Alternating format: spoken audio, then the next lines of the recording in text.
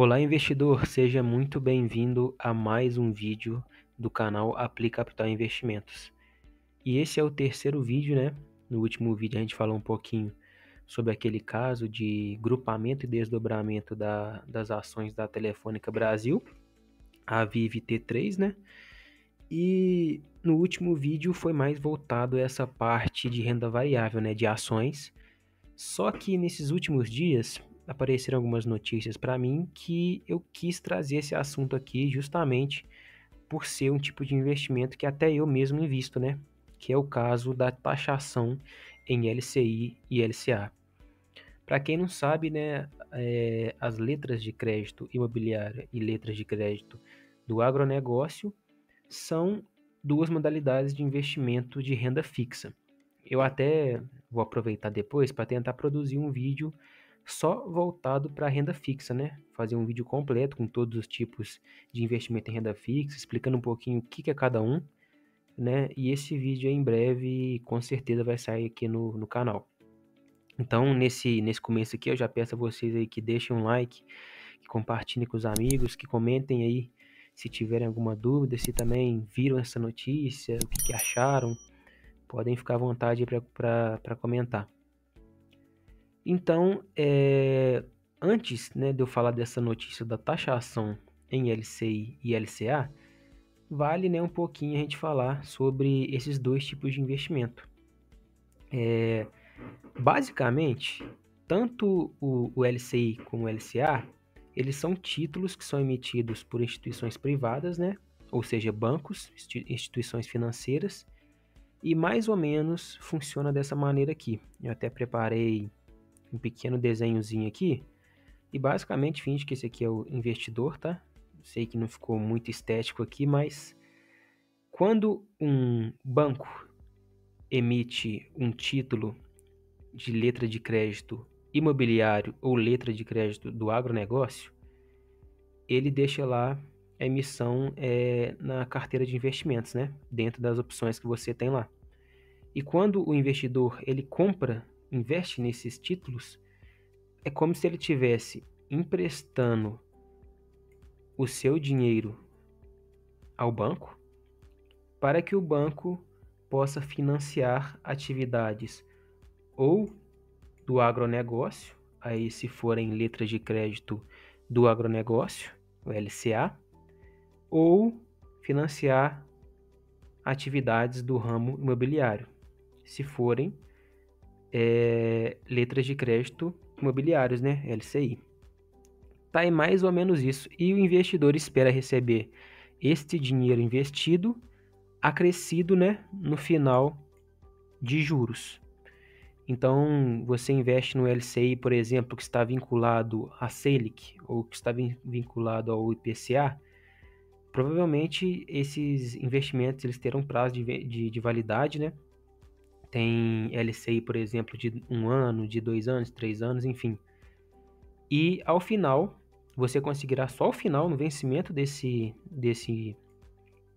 investimento, você conseguirá receber esse dinheiro investido com o acréscimo dos juros, né? Aí depende muito do tipo do indicador que está sendo utilizado nesse LCI, no LCA, se for a Selic, se for IPCA, depende muito. Então, basicamente é esse o processo, né? O banco ele utiliza esses tipos de título para realizar financiamentos nesses dois setores, né? E tem uma coisa muito interessante nesse tipo de investimento, que é a isenção do imposto de renda, né?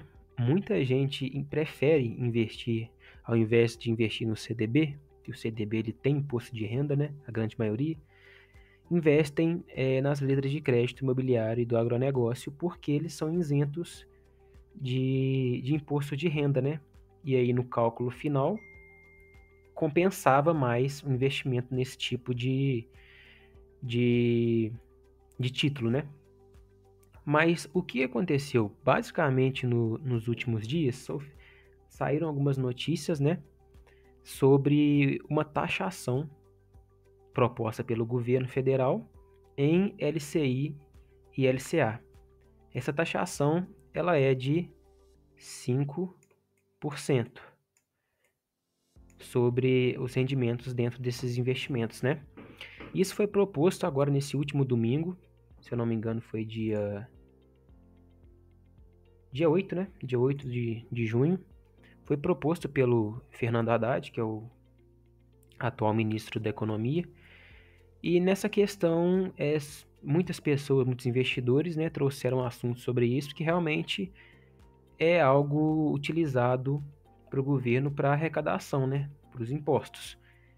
Foram duas coisas que proporcionaram esse tipo de ação, esse tipo de proposta do governo. Primeira coisa que a gente tem que falar aqui é que em maio, eu não sei se vocês acompanharam, mas em maio teve um aumento no IOF, né? IOF, para quem não conhece, é o Imposto sobre Operações Financeiras. Em maio teve uma proposta de aumento desse imposto sobre todas as operações e muita gente não gostou, né? Teve bastante represália sobre essas coisas. E como uma maneira de meio que abaixar esse imposto, esse aumento nas taxas do IOF, o governo, nesta última semana, propôs essa questão da taxação em LCI e LCA e aumento também da taxação das bets, né, que são as casas de aposta. Então a gente até vê uma notícia aqui, né, eu até deixei separado aqui, que na própria aqui BBC fala um pouquinho dessa questão. O governo federal, na quarta-feira, 11/6, na medida provisória, ou seja, ainda não foi aceita, né? É uma medida, é uma proposta que, se entrada em vigor, vai ser a partir de 2026. Então, os títulos, se essa proposta for aceita, os títulos emitidos em 2026, a partir de janeiro de 2026, terão uma tributação de 5% no rendimento. Já os títulos emitidos antes, se você comprou, por exemplo, um título em 2025 agora e ainda tiver esse título em 2026, ele ainda estará isento dessa taxação. Então, basicamente, né, essa proposta dada pelo Ministério da Fazenda, ela foi para fazer frente a essa questão do aumento do IOF, né?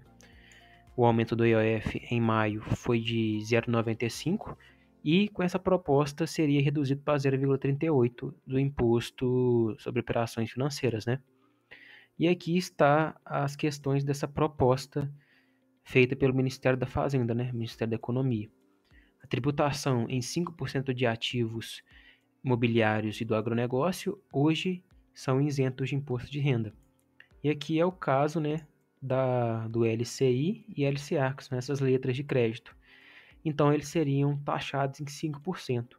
É interessante a gente também saber que esses ativos, eles eram, e agora podem não ser mais, né? Eles eram isentos de imposto de renda justamente porque esses dois ramos de agronegócio e imobiliário são dois ramos que são muito valorizados pelo governo, né?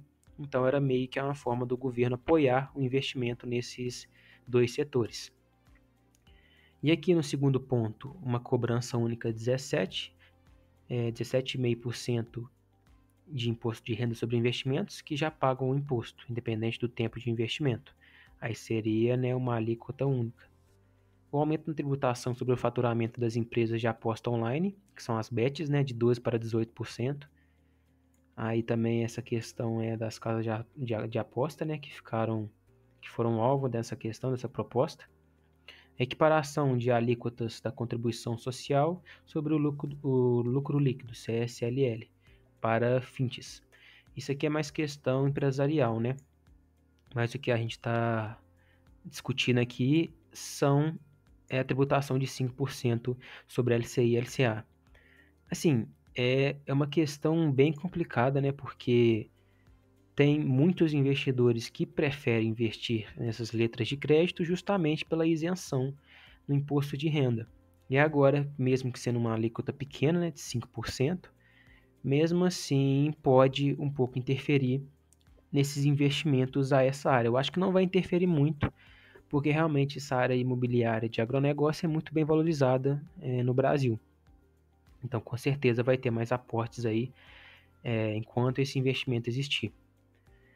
Só que mesmo assim é uma coisa interessante da gente falar, porque é uma coisa que, se for aceita, vai ser vigorada em 2026 e provavelmente muita gente não vai saber, né? Aí quando for investir em 2026 não vai ter ideia de que agora esse investimento, desculpa, vai ser tributado.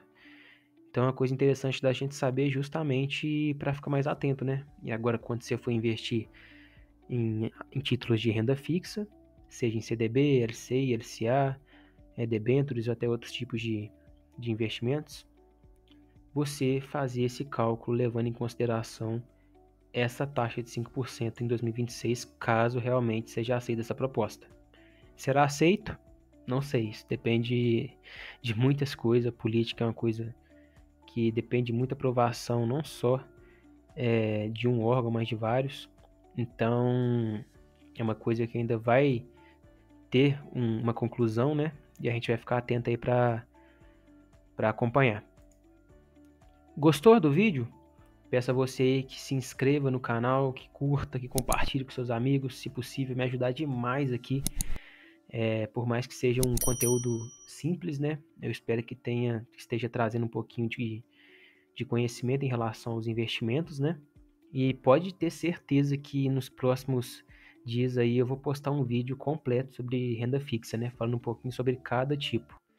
Porque renda fixa também é uma coisa tradicional, uma coisa que leva um pouco de segurança, né? Quando comparado à renda variável. E é uma coisa muito bacana de se falar. Então eu já agradeço aí pela atenção, gente. Muito obrigado. E tamo junto demais. A gente se vê aí no próximo vídeo.